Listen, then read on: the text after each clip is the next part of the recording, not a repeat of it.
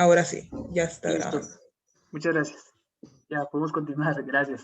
De nada, aquí estamos. Bueno, entonces vamos a tener como producto del calentamiento global, vamos a tener bosques y tierras secas, árboles secos, poca precipitación, y esto va a generar que los incendios que se presenten sean absolutamente intensos, y como van a ser tan intensos, no va a haber una precipitación seguida y marcada, no vamos a tener espacio para que esa tierra se recupere. Y como esa tierra no se va a recuperar, vamos a tener que migrar a otros espacios, por tanto, la deforestación va a aumentar. El deshielo. En nuestra región podríamos decir que el deshielo no nos afecta directamente porque pues en nuestros países ni siquiera cae nieve, pero el deshielo en los últimos 30 años se ha perdido 3/4 partes de lo que es el volumen de hielo del Ártico. Y recordemos que el planeta es un todo, ¿no? Es un sistema que está entrelazado, y lo que suceda en una parte del planeta, pues indudablemente va a afectar a otra, así nosotros no lo consideremos porque no lo vemos de manera directa. ¿Qué hace el hielo del Ártico? Cuando los rayos del sol penetran o llegan a la Tierra, el hielo del Ártico evita que estos rayos eh, lleguen directamente al suelo. Entonces, el hielo refleja este calor, y ese calor y ese reflejo que no está absorbiendo la Tierra ayuda a mantener una temperatura acorde y necesaria para la vida dentro del planeta. Pero a medida que el deshielo se esté dando y los rayos del sol continúen penetrando más profundo en la Tierra, el agua se va a ir calentando, la evaporación va a ser más alta y más rápida, y entonces van a aumentar las precipitaciones. Y si tenemos un incremento de las precipitaciones, como no va a ser producto de una condición o una situación natural del ecosistema ni del ciclo del agua, esas precipitaciones se van a dar posiblemente en periodos bastante intensos, en zonas desproporcionadas, o sea, en zonas en las que quizás no habían precipitaciones, o por lo menos no a esa intensidad, y claro, va a modificar todos los patrones de comportamiento de las plantas y de los animales que viven ahí. Aunado a eso, la pérdida de hielo, sabemos que viven muchas especies en las zonas polares y que son ecosistemas bastante sensibles, y que son especies que están únicamente adaptadas para esas condiciones, y si esas condiciones se pierden, vamos a ir perdiendo esas especies que están ahí. Y si vamos perdiendo esas especies que están ahí, recordemos que todo el planeta está interconectado y que esas especies cumplen una función para el desarrollo de las otras especies. Entonces, la cadena pues se va a ir haciendo cada vez mayor. Ahora, el cambio climático, como ya les había mencionado, vamos a tener pérdidas, incremento de la temperatura, vamos a tener bajas precipitaciones. Esto va a provocar lo que es la desertización y la desertificación, y que lo vamos a diferenciar de la sequía. Me parece que es importante diferenciar de la sequía, porque la sequía es la reducción de agua por debajo de la cantidad normal para un periodo de tiempo determinado. Por ejemplo, la precipitación aproximada de Guatemala es de 662 milímetros por año. Eh, Creo que sí está correcto ese dato, Benjamín. Sí, Jerry. Ok, Correcto. gracias.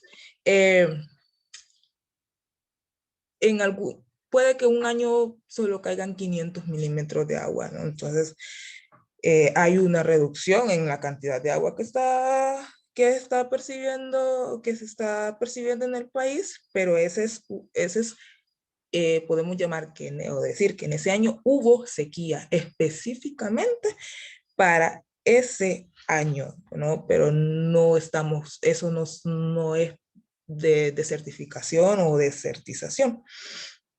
Ahora, la desertificación es ya un proceso de degradación del territorio, de un territorio fértil como consecuencia directa de la intervención humana. Por ejemplo, cuando se han hecho aprovechamientos demasiado intensos sobre algún bosque de pino, por ejemplo, y no se ha dado espacio a la regeneración natural, ni no se ha dado, y encima de que no dimos espacio a la regeneración natural hubieron fuertes incendios, bueno, y encima de que hay fuertes incendios, pues no hay precipitación, no hay lluvia para ayudar a recuperar esa tierra. Entonces, ese territorio se va degradando parcialmente hasta que llega a lo que conocemos como la desertificación. Y la desertización es un proceso natural que podríamos llamar natural, pero yo diría que no es tan natural, ¿no? Porque la desertización como proceso, podemos decir, que son esos espacios que se van haciendo cada vez menos fértiles, como sin intervención de los seres humanos, sin intervención directa, porque ahí no se hizo ningún tipo de aprovechamiento, porque seguramente eran zonas que no se utilizaban, pero sí se vieron afectadas por el calentamiento global, por el cambio climático. Entonces, no hay lluvias que permitan el cambio en las fluctuaciones de precipitación, no permiten que las especies que han vivido ahí, porque aunque las zonas sean muy secas, siempre hay especies animales y plantas que viven en esa zona. Entonces, como proceso natural, la desertización se va a ver agudizada con lo que hoy conocemos o estamos llamando como cambio climático. Y finalmente, como efecto del cambio climático en el medio ambiente, tenemos los fenómenos meteorológicos extremos, ¿no? ¿Qué son los fenómenos meteorológicos extremos? Pues empezamos hablando por lo que es la tropicalización de los océanos, que es básicamente está llevando a los océanos a tener una temperatura media generalizada, que es básicamente un incremento de la temperatura media de la temperatura media de los océanos, ¿no? Y esto conlleva un mayor índice de evaporación, un aumento en la nubosidad, facilita la formación de fuertes tormentas y otros fenómenos meteorológicos. Además, aunado a esto, vienen los temas de heladas, las olas de frío o las olas de calor, las sequías e inundaciones, que son algunas de las variables que ya estamos viendo y que no estamos creyendo que van a venir, porque el cambio climático no es algo que va a pasar, es algo que ya está pasando y a lo que le tenemos que hacer frente en este momento. Entonces, en fenómenos climáticos extremos podemos encerrar dos situaciones. Lluvias más intensas en periodos de tiempo más cortos y sequías más prolongadas. Entonces, eso es lo que nos espera en un futuro cercano. Ahora, como el planeta y el medio ambiente no hablan, los ríos no hablan, los bosques no hablan, qué sé yo, pues podríamos dejar pasar esto como algo poco importante realmente, ¿no? El cambio climático sí está pasando, hace más calor, pero no sé, con el aire acondicionado lo resolvemos, ¿no? Pero realmente no es así, no es así. El cambio climático tiene también sus afectaciones directas sobre la sociedad y eso es lo que ha impulsado que la sociedad le preste atención al cambio climático.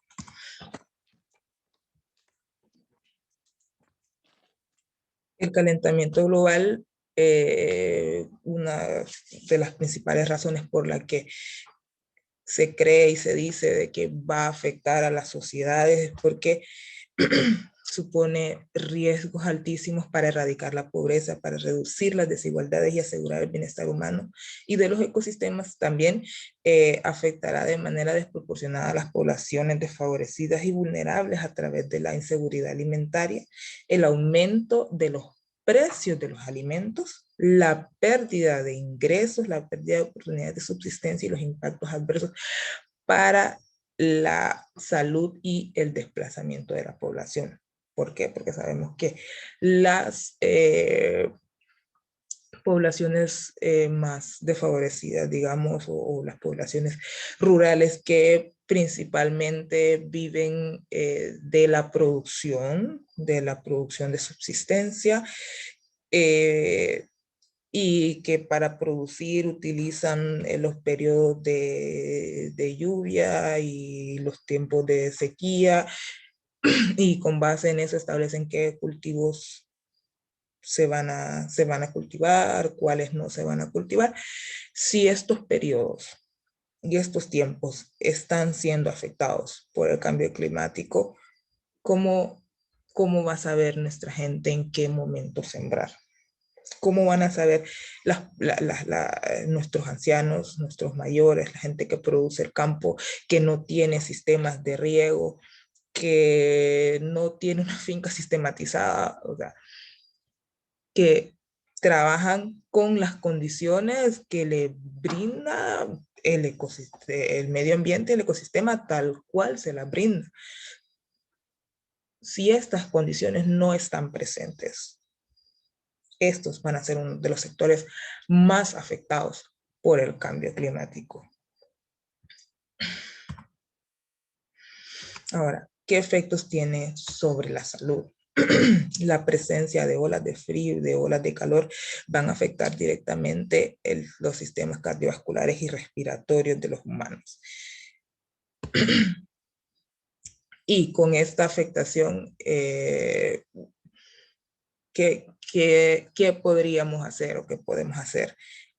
Si habrán dentro de la sociedad quienes puedan asumir este tipo de afectaciones, pero habrá dentro de la sociedad quienes no puedan asumir este tipo de afectaciones. Entonces vamos a tener sociedades cada vez más desproporcionadas en cuanto a acceso a algunos servicios básicos y fundamentales para la vida, ¿no?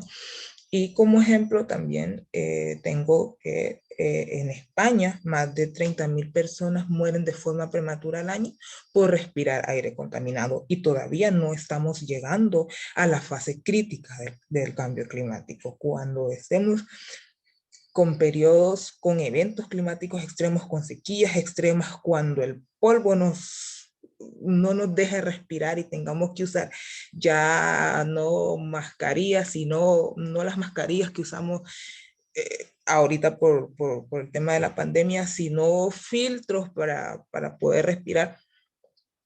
¿Qué clase de sociedad vamos a tener? ¿Quiénes realmente van a poder asumir los costos de vivir bajo esas condiciones? Ahora, efectos sobre la energía. La, la energía es una de las principales fuentes de emisiones de gases de efecto invernadero derivados de las actividades humanas. De hecho, alrededor de 2/3 partes de las emisiones de gases de efecto invernadero mundiales están ligados a la quema de combustibles fósiles, a pesar de que hay mucha migración hacia las energías renovables, y ya vamos a hablar un poquito de eso.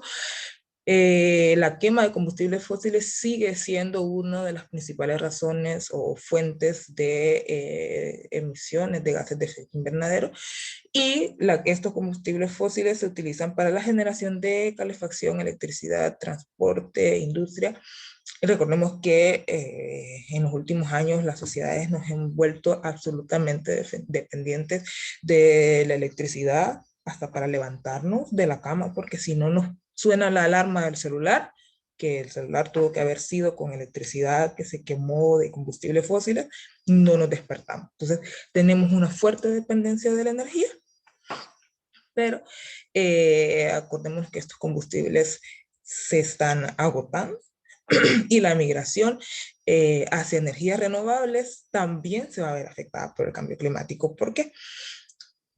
Una de las principales fuentes de energías renovables que tenemos es la energía hidroeléctrica, que si tenemos con el calentamiento global y cambio climático, van a disminuir las precipitaciones, y si hay disminución de las precipitaciones, no tenemos agua para los embalses de energía, que los embalses que mueven las turbinas de la energía renovable. Entonces, cómo vamos a mover las turbinas? ¿Cómo vamos a generar energía hidroeléctrica si la poca agua que tengamos la vamos a necesitar para producir alimento, que va a ser más importante que tener cargado el celular, ¿no? Y la poca agua que tengamos la vamos a necesitar para los quehaceres y las actividades domésticas. Entonces, la migración hacia otro tipo de energía, si no resolvemos el problema de raíz, o si no procuramos mitigar de forma severa la afectación que le estamos cometiendo o haciendo al planeta, realmente las alternativas que estamos planteando no, sí contribuyen a reducir las emisiones, pero no nos resuelven de todo el problema, ¿no? Y con respecto a la energía eólica, cuanto más calor hace, más viento, menos viento hay. Entonces, si no hay viento, ¿cómo se van a mover las turbinas que generan nuestra energía eólica, ¿no? Entonces, el calentamiento global y el cambio climático es una problemática de proporciones inimaginadas, ¿no? Es una situación a la que el planeta se está enfrentando por primera vez, y claro está que no sabemos cómo manejarlo, y el alcance del cambio climático es absolutamente monumental, diría yo. No estamos preparados, no sabemos cómo hacer, pero lo estamos intentando, que eso es lo importante. En cuanto a la afectación en el turismo, el incremento del nivel del mar va a producir daños en la infraestructura, en la infraestructura que está construida en las playas y en las playas mismas, ¿no? Si la infraestructura de las playas no está en buenas condiciones y las playas mismas están afectadas, no va a haber turismo. Y recordemos que el turismo es uno de los sectores que ha estado tomando mucho auge en estos últimos años, el turismo de playa sobre todo, y ha generado empleos sustanciales o que han tenido buena contribución dentro de los países, pero sí tenemos cambio climático, que sí lo tenemos y que está pasando, y que hay playas que se están perdiendo, pues no vamos a poder continuar con el turismo como modo de vida, ¿no? Y creo que la afectación más grande la tendremos en el sector agricultura, ganadería y pesca, ¿no? Porque, bueno, los cultivos necesitan tierra, agua, sol, luz solar para poder crecer, y todos estos elementos van a ser fuertemente afectados por el cambio climático. Aunado a eso, se van a modificar las condiciones del suelo, se van a modificar las precipitaciones, pero también vamos a tener propagación de especies invasoras, porque se van a crear condiciones de mayor temperatura que dan espacio para que se puedan desarrollar especies invasoras tanto de insectos como de hierbas, y estas pues van a modificar las condiciones del suelo porque van a estar mejor provistas de los nutrientes que ellas requieren, debilitando a las naturales y no nos van a permitir la producción agrícola y ganadera y de pesca tal cual como la conocemos en este momento. Por lo tanto, va a tener que ir cambiando, ¿no? Tenemos ya el panorama de todos los problemas que se nos pueden generar, que se nos están generando con el cambio climático, ¿no? Problemas ambientales, problemas sociales. Ahora, esto no es un tema nuevo y no se viene hablando desde ahorita. ¿Qué se está haciendo y cómo están nuestros gobiernos enfrentando el problema de cambio climático que ya está dándose en nuestras sociedades? Porque sabemos que en nuestros países hay lugares donde las playas ya se perdieron. En nuestros países sabemos que hay problemas de precipitación y que ya no se puede producir de forma tradicional. En nuestros países sabemos que las épocas de calor son intensas en muchas regiones y esa intensidad de las épocas de calor está provocando que en esos periodos haya mayor consumo de energía eléctrica porque todo el mundo quiere tener su aire acondicionado o su ventilador porque nadie quiere sufrir de calor. ¿Cómo lo vamos a resolver? ¿Qué están haciendo nuestros gobiernos al respecto? Voy a conectar.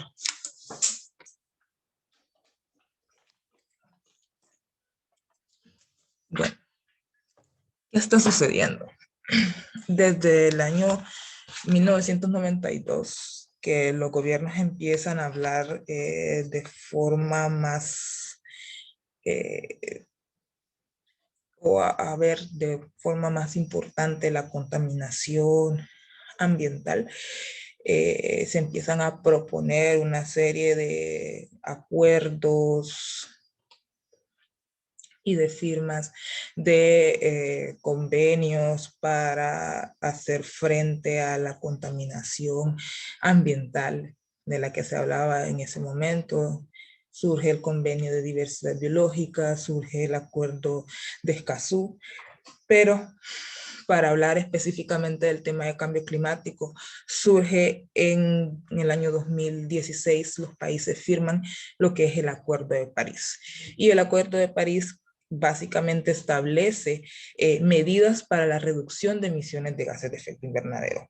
El objetivo del Acuerdo de París es poder mantener el incremento de la temperatura media anual por debajo de los 2.5 grados, por debajo de los 2 grados centígrados para el 2050, idealmente por debajo de los 1.5 grados. Yo les decía al inicio de que desde el año 1800 hasta el año 2015, la temperatura media del planeta había incrementado aproximadamente 1 grado centígrado. Ahora, con la aceleración producto de nuestras emisiones de gases de efecto invernadero, que son las que provocan el calentamiento global y que provocan el cambio climático, en un periodo tan corto de 30 años, 2020 al 2050, se cree que si no se toman acciones inmediatas, el incremento de la temperatura podría andar incluso por los 4 grados centígrados. Entonces necesitamos hacer cosas realmente trascendentales, ¿no? En cuanto a la forma en la que producimos, en cuanto a la forma en la que consumimos, en cuanto a las emisiones de gases de efecto invernadero que estamos generando. Ahora, los países firman el Acuerdo de París y dicen vamos a reducir nuestras emisiones de gases de efecto invernadero. Ok, entonces, ¿cómo vamos a reducir esas emisiones de gases de efecto invernadero? Primero se plantea hacerlo desde dos ámbitos o ver las opciones para enfrentar el cambio climático a través de la adaptación y de la mitigación al cambio climático, ¿no? ¿Qué es la mitigación? La mitigación son medidas para estabilizar las concentraciones de gases de efecto invernadero en la atmósfera. Es decir, tenemos la atmósfera plagada de gases de efecto invernadero como el carbono, el CO2, y necesitamos dejar de emitir carbono. Necesitamos dejar de emitir, y no solo dejar de emitir carbono, sino capturar el carbono que ya tenemos en la atmósfera, porque es demasiado. A esto se le llama mitigación. Dejar de emitir y capturar. ¿Cómo dejamos de emitir? Vamos a dejar de emitir si cambiamos las matrices energéticas de nuestros países, por ejemplo. No vamos a producir con combustibles fósiles, sino que vamos a empezar a utilizar energías renovables, energías hidroeléctricas, energías eólicas.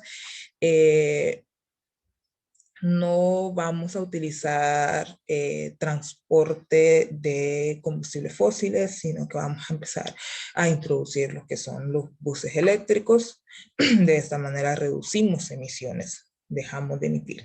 ¿Y qué vamos a hacer para capturar? Pues vamos a establecer plantaciones, que es una de las formas más efectivas y más tangibles para captura de carbono, ¿no? Establecer plantaciones forestales que nos ayuden a absorber el carbono que tenemos en la atmósfera. Esas son las acciones de mitigación. Ahora, la adaptación.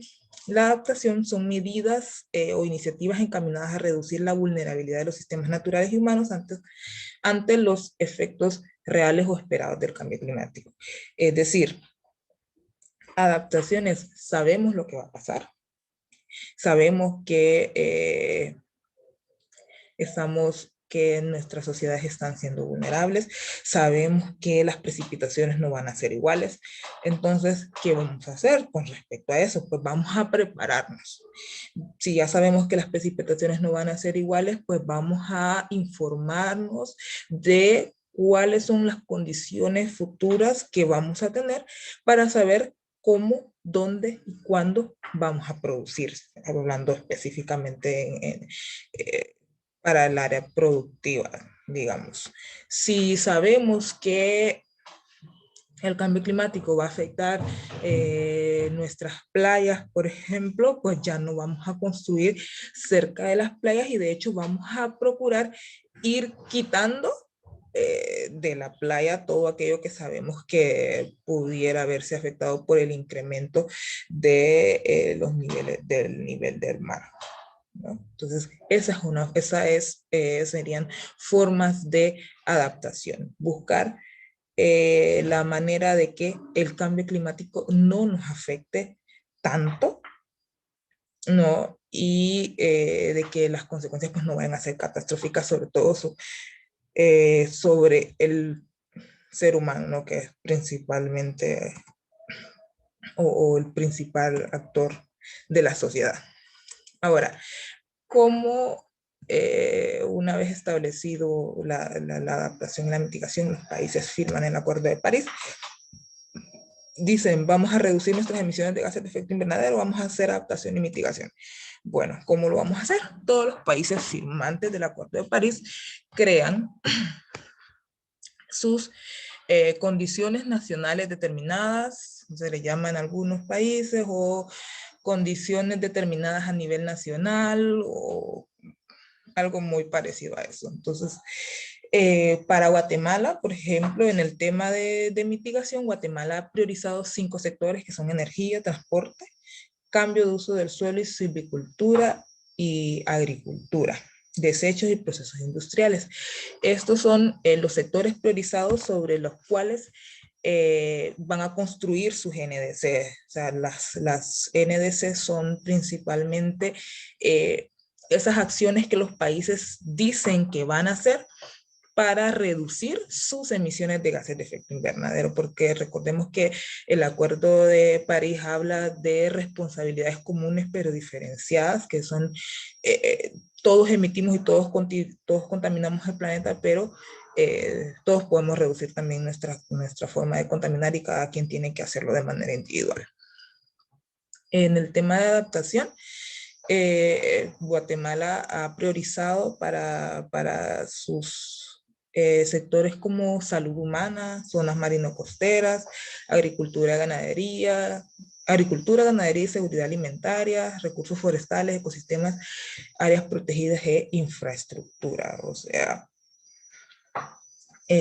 todos los países están trabajando una vez que se firmó y ratificaron el Acuerdo de París en el año 2016, 2017 y 2018 comenzaron a construir sus contribuciones nacionalmente determinadas. De hecho, 2020 en la COP26 debían de presentar una actualización de sus contribuciones nacionalmente determinadas y ya se están encaminando a las acciones concretas para reducir sus emisiones de gases de efecto invernadero. Una de las contribuciones establecidas por Guatemala se compromete con recursos propios a reducir en un 11.2%, o sea, en recursos propios, o de recibir apoyo financiero de la comunidad internacional, reducir hasta un 22.6% de sus emisiones de gases de efecto invernadero totales proyectadas para el año 2030. Recordemos que el 2020-2030 se le llama, por las Naciones Unidas, se le llama el decenio del cambio climático, ¿no? El decenio por la acción climática. Entonces, todos los países a partir de este año 2021 debían ya tener sus contribuciones nacionalmente determinadas, construidas y actualizadas para el año pasado, y este año empezar a trabajar en ya acciones concretas que reduzcan emisiones de gases de efecto invernadero. Con respecto al apoyo técnico y financiero de la comunidad internacional, de los países firmantes del Acuerdo de París, aproximadamente la mitad de esos países son países emisores y la otra mitad somos países receptores. Los países emisores son países que tienen altamente desarrollada su industria y que emiten más gases de efecto invernadero al planeta, como China, Estados Unidos, etcétera. Y que tienen también menos posibilidades de hacer actividades de mitigación, por ejemplo, captura de carbono, porque sus bosques, porque no tienen bosque o no tienen tantos bosques, o porque tienen muy desarrollada su industria y sus emisiones son tan grandes que sus acciones de mitigación no van a lograr compensar su captura de carbono con respecto a sus emisiones de carbono. Entonces, lo que hacen estos países es poner fondos para que los países menos desarrollados que realmente emiten poquísimo en cuanto a gases de efecto invernadero, puedan aún así hacer más acciones de mitigación para que puedan capturar más carbono y ayuden a compensar las emisiones de los países con industrias altamente desarrolladas y contaminantes, ¿no? Ahora, ¿qué podemos hacer nosotros? ¿Qué puedes hacer tú? ¿Qué puede hacer usted que está en su casa y que miramos el cambio climático como la catástrofe del juicio que viene a acabar con el planeta, ¿no? Yo nada más puse aquí como 3 ejemplos muy básicos y sencillos, pero creo que son muy aplicables, ¿no? Y no vamos a cambiar la forma, o yo desde mi persona no voy a poder cambiar la forma en la que se producen las cuestiones o los productos, valga la redundancia, a nivel mundial, pero sí puedo cambiar la forma en la que yo consumo y con eso contribuyo a reducir los gases de efecto invernadero y por tanto a reducir el calentamiento global y por tanto a reducir el cambio climático. ¿Cómo? Reduciendo mi consumo en todos los sentidos. Mi consumo de energía, mi consumo de agua, mi consumo de productos, mi consumo de ropa. Vamos y compramos ropa porque está de moda, pero no la necesitamos. Entonces, ¿cuánto cuesta la producción de una camisa, por ejemplo, en términos de agua y de energía? Que usted no lo paga con el precio de esa camisa. Bueno, que sí se paga para los empresarios, pero realmente usted no le paga al planeta lo que le debería de pagar. Entonces, empecemos a reducir nuestro consumo en todos los sentidos. Usemos nuestra ropa hasta que se nos gaste, que la camisa de salir pase a ser camisa de andar y luego pase a ser ropa de dormir y luego pase a ser trapo de cocina y ahí sí, cuando ya no dé para más, pues entonces la desechamos, pero no caigamos en el consumismo. Podemos hacer huertos familiares y empezar a producir nuestros propios alimentos. ¿Sabe usted cuánto paga usted de combustible por el tomate que usted compró en el mercado de su comunidad, pero que en su comunidad no se produce tomate? Entonces, dentro del precio que usted pagó por ese tomate, está pagando el costo del combustible que lo llevó hasta ahí. Costo que usted puede reducir. Y claro, el costo del combustible que lo llevó hasta ahí incluye, pues, desde que el combustible, el fósil, fue sacado, procesado, las emisiones que hay en todo ese proceso, y el agua, y la energía, y toda, podemos sacar una gran cadena de cosas y factores, ¿no?, que afectan al medio ambiente. Entonces, podemos empezar con pequeñas acciones, podemos empezar por reducir nuestro consumo, podemos empezar por hacer nuestros huertos familiares, podemos empezar por reciclar desde nuestros propios hogares. Y para ya finalizar, porque creo que ya me extendí un poquito, el cambio climático es un hecho social. Sus causas son sociales y sus consecuencias son sociales. Si el cambio climático no afectara directamente a las condiciones de vida de nosotros como seres humanos y como sociedad, no le prestaríamos la atención que le estamos prestando, pero sí nos está afectando fuertemente, y este es el momento preciso para comenzar la acción, o bueno, estamos un poquito tarde, pero aún podemos rescatar mucho de nuestros ecosistemas y podemos permitir que el planeta siga siendo un lugar habitable para las futuras generaciones si no tomamos acciones concretas, tangibles en este momento. Vamos a llevar al planeta a un punto de no retorno, que ya lo hemos sobrepasado, pero a lo que me refiero es, vamos a llevar al planeta a condiciones desérticas que realmente no van a poder ser superadas por las futuras generaciones, ¿no? Y ¿qué le queremos heredar a los que vienen detrás de nosotros? ¿Qué les queremos dejar? Ese sería mi mensaje, ¿no? En este momento creo que Flor de Tierra y el equipo están haciendo una gran labor con el tema de agricultura orgánica, y definitivamente es un pilar fundamental empezar a desarrollar la agricultura orgánica para poder reducir emisiones de gases de efecto invernadero y contribuir a mitigar y también a adaptarnos al cambio climático, porque vamos a llegar a un momento en el que la adaptación del cambio climático no solo va a ser en temas de crear barreras de contención o en migrar de un lugar a otro, sino también en el tema de disponibilidad de la comida.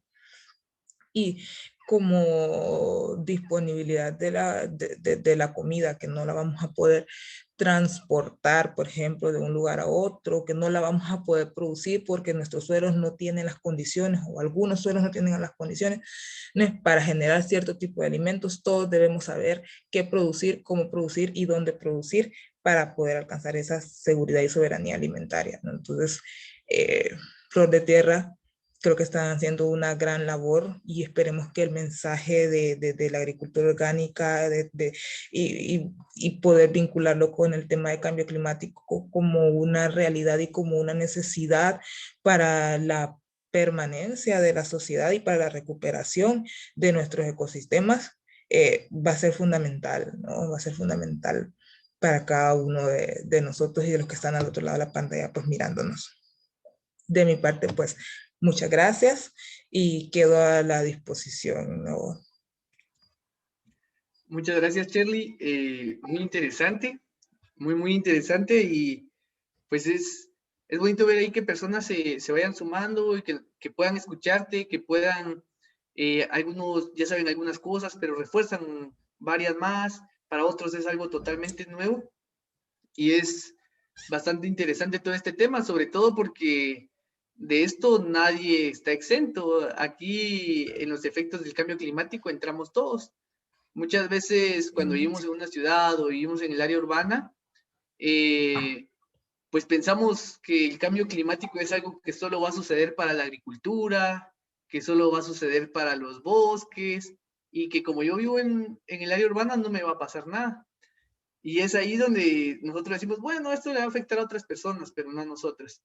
Pero como vos ya lo decías, con todo esto, bueno, ya se está dando, hay mayores intensidades en la lluvia en algunos lados, mayores sequías en otros lados, y sobre todo, creo que hablo por toda la región, nuestras ciudades ni siquiera tienen sistemas de drenaje adecuados, entonces cuando llueve de más, hay inundaciones, hay pérdidas económicas, hay una mayor cantidad de enfermedades o exposición a ellas.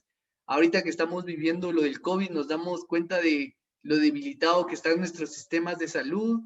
No tenemos camillas o zonas de camas para las personas que están en la situación más crítica del COVID. Y entonces, ¿qué va a suceder en unos años con todo este tema del cambio climático? Y no es algo para asustar a las personas, pero sí es algo para que, bueno, pongamos los pies en la tierra y digamos qué va a suceder. Y normalmente, tocando un poquito ahí la cuestión sentimental, escuchas decir siempre a las personas que lo más importante son sus hijos o son los que vienen. Pero ¿qué mundo le vamos a dejar a los que vienen? A los que ni siquiera tenemos hijos todavía, ¿qué mundo les va a tocar?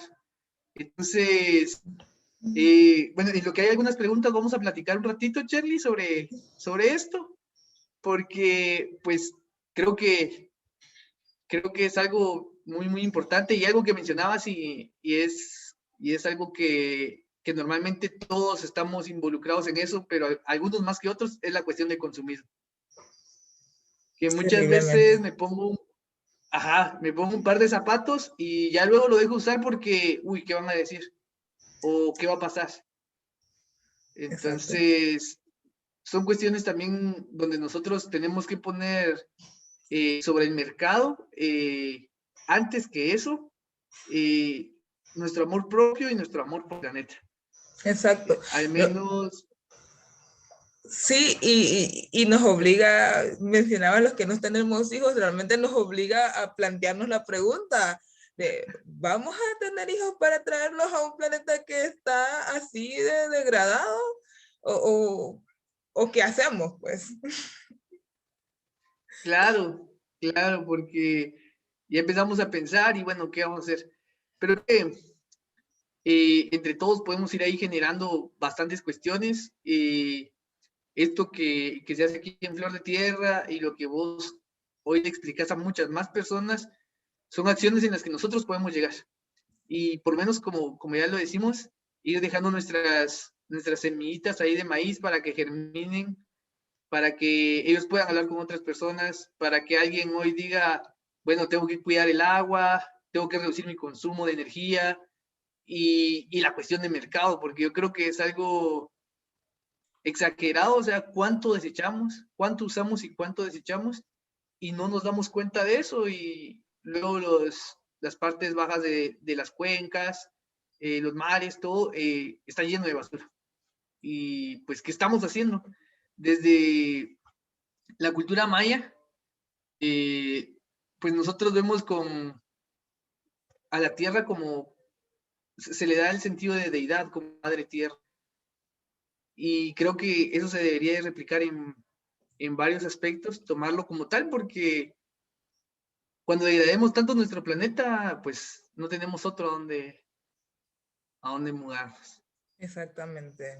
Si se nos acaba este, no tenemos para dónde irnos. Y si hay condiciones para irse para otro planeta, como lo plantean algunos científicos, ¿quiénes se van a poder ir? ¿No? Se hace la pregunta, ¿cuál es el costo de Sí, irse? sí, sí, son muchas cosas que creo que nosotros podemos ir cambiando. Nosotros en Flor de Tierra tenemos un eslogan y es el de trabajemos por una agricultura de amor. Porque al final de todo esto, ¿verdad? Al final del conocimiento científico, al final de los conocimientos empíricos y de todas las cuestiones que se generan, de todos los trabajos técnicos, creo que tenemos que vivir con amor a la tierra, tenemos que vernos con amor entre todas las personas, entre todos nosotros, y tratar de dejar un mundo mejor en todo sentido. En Así todo es. sentido, eh, es muy triste que digan que la peor plaga que tiene la tierra es el humano, porque es Sí. quien más daño ha generado. Entonces, creo que podemos ir cambiando eso y podemos ir haciendo los cambios desde lo interno, desde nuestras familias, desde nuestro círculo de amigos. Por supuesto, hay muchas personas que son muy renuentes al cambio, pero al menos intentarlo, al menos tratar de hacerlo, como lo que se está haciendo ahorita, como lo que haces, dando a conocer todo esto, que es un esfuerzo que generas, un tiempo que sacas para podérselo dar a conocer a otras personas. Sí, y realmente el tema del cambio climático eh, debería de ser de información general, de conocimiento general. La gente no sabe, mucha gente no sabe de qué es el cambio climático, qué es lo que está pasando en el planeta. Simplemente sabemos que la temperatura ha aumentado porque vemos que hace más calor, porque vemos que llueve menos, pero mucha gente no sabe qué hay detrás de todo eso y cuáles son las consecuencias que tienen, ¿no? Entonces es importante que empecemos a difundir este tipo de conocimiento y que difundamos también esas acciones mínimas que podemos ir desarrollando y que sí contribuyen a salvar o a mitigar la afectación sobre el planeta. Podríamos pensar de quizás muy poco lo que puedo hacer, quizás si yo dejo de consumir, otros siguen consumiendo, pero en la medida en que todos nos vayamos educando en este sentido y vayamos siendo más los que procuramos consumir menos, pues se va a ir viendo el cambio y se va a ir sintiendo, el planeta lo va a ir sintiendo, ¿no? Yo quiero dejarles el mensaje de cada vez que usted vaya a tirar algo, no piense únicamente en cuánto le costó económicamente eso, porque a veces ni siquiera eso pensamos, pero cuando lo tire, piense en cuánto costó que alguien produjera y cuánto le costó al planeta que alguien produjera eso que usted ahora va a tirar, en términos de agua, de energía y de tiempo, ¿no? ¿Cuánto costó realmente esa producción de eso que usted va a tirar ahora como nada? Claro, y al final el mercado siempre responde a la oferta y mientras nosotros más consumamos, las grandes empresas y todo va a estar produciendo más, Claro, las emisiones van a ser mayores, entonces, pues es un trabajo bastante fuerte que se tiene que generar, pero creo que podemos ir viendo ahí algunas situaciones que se pueden trabajar. Pues yo siempre espero que que estas conferencias les puedan llegar a algunos alcaldes, algunos tomadores de decisiones políticos, porque muchas veces las autoridades pues no ven estos temas como una cuestión que de verdad tenga importancia y se sigue invirtiendo en calles pavimentadas y en cuestiones así, pero no se invierte en cuestiones que tengan una visión a largo plazo o por lo menos a mediano plazo exacto. y que tengamos de verdad autoridades futuristas. No quiere decir que nuestro tomador de decisión tenga que saber todo, no, él es un gestor y tiene que buscar a las personas adecuadas para que vayan aportando a estos problemas. Entonces, si en algún momento alguien nos ve, pues creo que ese es el consejo, que puedan ir identificando personas que puedan trabajar en eso, personas que puedan aportar en eso como Shirley, y pues de esa manera ir generando los cambios, porque creo que al final, dentro de esa cuestión política, ellos tienen mucho que ver en todo Exactamente. en todo este tema. Exactamente. Y el tema es bastante atractivo para el sector político si desde Naciones Unidas, con la creación del Acuerdo de París y la puesta en marcha del decenio de la acción climática 2020-2030, los gobiernos han puesto sus ojos sobre la creación de sus contribuciones nacionalmente determinadas y la creación de sus planes de reducción de emisiones de gases de efecto invernadero, sus planes de adaptación, porque hay financiamiento disponible para esto, pero más allá de que la parte política y los gobiernos de los países se orienten o le pongan importancia al tema de cambio climático en nuestra región específicamente por un tema de financiamiento disponible, porque tampoco está de ir y agarrar, sino también es un proceso de gestión, ¿no? En el cual los países deben de probar que sí están haciendo o que sí van a desarrollar acciones que realmente contribuyan a reducir emisiones de gases de efecto invernadero. Entonces, debe de haber ese interés político, pero también debe haber mucha formación, mucho conocimiento, muchos estudios sobre emisiones de gases de efecto invernadero, sobre reducción, sobre cantidad de población, sobre para impactar, digamos, el sector transporte, qué transportes tenemos, cuántos tenemos, cómo se mueven, cuánto combustible consumen, realmente conviene cambiar la matriz energética de nuestro sector transporte por una eléctrica, por ejemplo. Hay muchas cosas que hay que hacer, hay mucha información que se tiene que generar al respecto, pero es posible, ¿no? Es posible y los gobiernos tienen que y tenemos que exigirles que tomen acción porque nosotros no somos el futuro, nosotros somos el presente y nuestras futuras generaciones pues necesitan un planeta digno con todas las condiciones disponibles de manera natural para poder vivir. Sí, claro, y como decís, la formación creo también que es súper importante. Y todo este tema del cambio climático es algo que deberíamos de ver de verdad desde la primaria. Tenemos algunos otros cursos que, bueno, no sé, quizá en algún momento aportan algo, pero creo que habrían algunos que podemos sustituir por meter algo de cambio climático o incluir el tema de cambio climático dentro de algunas situaciones de cursos desde pequeños. Y Exacto. también ya como personas grandes, pues irle perdiendo el miedo, creo, algunas estrategias que se pueden ir generando. E irnos informando para no, o sea, para no pensar que cualquier cuestión que se haga, como el aprovechamiento forestal o algo así, que son cuestiones que van contra el cambio climático, porque mucha información científica nos permite definir que incluso pueden ser situaciones de conservación de nuestros bosques y de secuestro de carbono.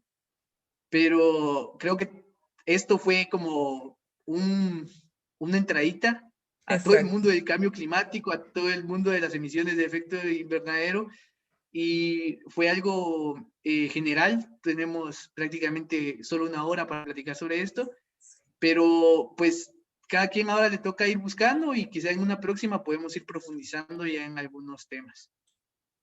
Con todo gusto, con todo gusto. El tema de cambio climático, podemos hablar 16 días sin parar en efectos sobre la biodiversidad y después otros 16 días sin parar en efectos sobre la sociedad y 40 días en cómo podemos resolver el problema, ¿no? El tema de cambio climático es absolutamente amplio. No hay quien lo sepa todo. Yo no sé nada, podría decir nada en el tema de cambio climático. Es una rama tan amplia, pero sí podríamos seguir generando los espacios e ir abordando más a profundidad el tema. Claro, por acá bueno, ya para terminar, hay un comentario que nos hacen que valdría la pena enfocar este problema desde el punto de vista económico y político para ir buscando soluciones efectivas. Porque las soluciones cosméticas son a corto plazo y algunas veces imprecisas, sabiendo que la gran industria es la causante del calentamiento global. Yo creo que aquí tocamos como a muy grandes rasgos el tema de mercado, consumo, Y para eso podríamos, en un momento, quizá cuando sea el conversatorio, que vamos a tener dentro de 4 o 5 semanas, ir incluyendo este tema, porque hay personas de las ramas sociales, de las ramas naturales, en donde podemos ir generando un análisis un poquillo más profundo, porque igual es poco el tiempo que se tiene para esto, e ir platicando un poco más. Y Leonel nos hace una pregunta para vos, Shirley. Dice, ingeniera, ¿cuáles serían las estrategias que usted propone para reducir los impactos del cambio climático en pequeños agricultores? Y por otro lado, bueno, en realidad son dos preguntas. ¿Cuál es el mayor reto para los gobiernos a la hora de atender estos problemas? Las estrategias para reducir los impactos del cambio climático para pequeños agricultores. Primero, creo que los agricultores tienen que reconocer primeramente la existencia del cambio climático y de los patrones y de la variación en los patrones de precipitación en el planeta, ¿no? Y segundo, educarse y dejar de creer de que pueden seguir produciendo de la misma forma tradicional como lo han venido haciendo y como lo han hecho sus padres, porque muchas de las situaciones con las que nos hemos encontrado en el sector productivo es que la gente no quiere adaptarse.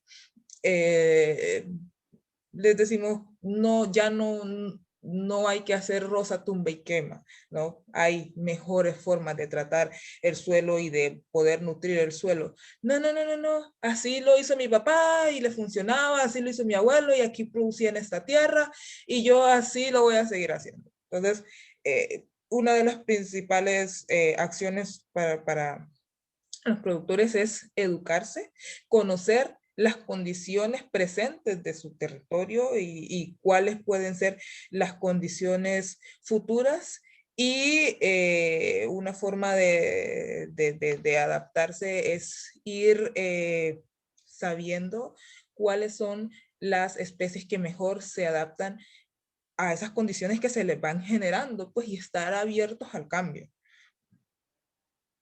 Muchas gracias. Sí. La otra pregunta, no sé cuál es. La Sí. otra iba más que todo dirigida a cuál es el mayor reto de los gobiernos para atender este problema. Ah, yo creo que de los gobiernos y de la sociedad en general es la educación, ¿no?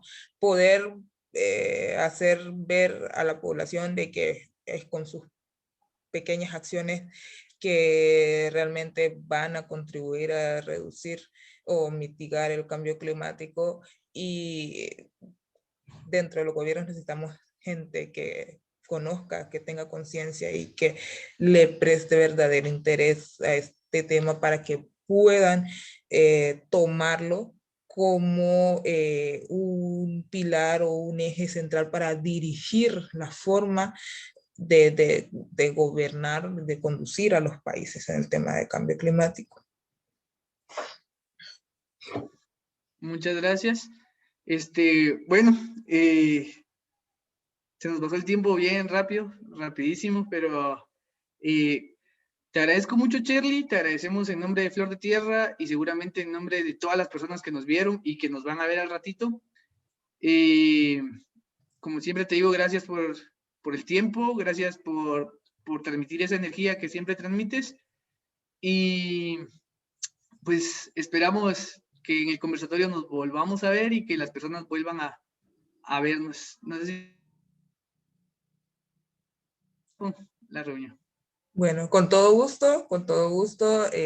Gracias a todas las personas que nos estuvieron viendo y por las preguntas y los mensajes.